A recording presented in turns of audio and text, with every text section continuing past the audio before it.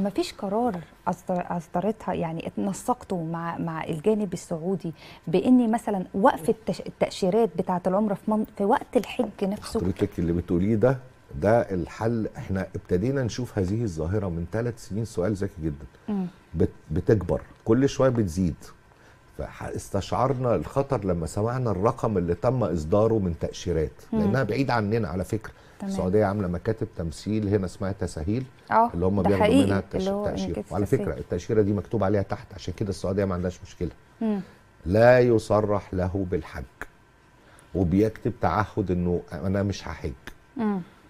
فكده هو اصلا حجه، يعني هو عارف باطل. ان انت حجك باطل. باطل شرعا ودينا كمان، لان هو بيتحايل. في حد يؤدي فريضه دينيه بالتحايل؟ لا طبعا.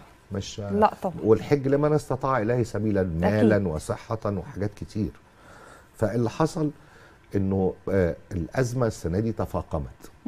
لولا وجود سياده الرئيس تدخل مع القيادة السعودية، السياسية السعودية، وسمحوا الساعة 3 فجرا يوم 8 بالليل، أو يعني يعتبر فجر يوم 9.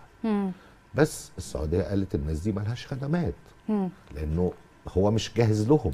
طبعا، لان هو بيبقى عنده اعداد عارفها ومجهز لها، وبيبقوا بالظبط. حضرتك فاهمه بوسيله نقل. فهل تتخيلي انه حج يمشي 23 كيلو من مكه الى عرفه، وبعدين يعود من عرفه في درجه حراره وصلت حاجه و50؟ طبعا ما فيش اللي طلع في الجرايد 70 وكلام، ما فيش حاجه اسمها 70 دي، هي كانت حاجه و50. ويرجع من عرفه الى المزدلفه الى منى تاني، اللي هي الدوره اللي بيقوم بيها في مده 24 ساعه، اللي هي وقفه عرفات، اللي هم من 8 بالليل لغايه 9 بالليل. لازم يبقى في مأساة، لازم يبقى في كارثه. كارثه. وكان خلينا اكثر صراحه انه اغلب المخالفين كانوا من الجنسيه المصريه.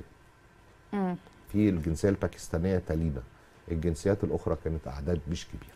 يعني ده يبقى السبب الرئيسي عن يعني القصص الحزينه اللي وجعت قلوبنا اللي سمعناها عن الموسم دي، اسباب كلها هي اللي وصلتنا للمأساة والقصص الحزينه اللي احنا سمعناها دي.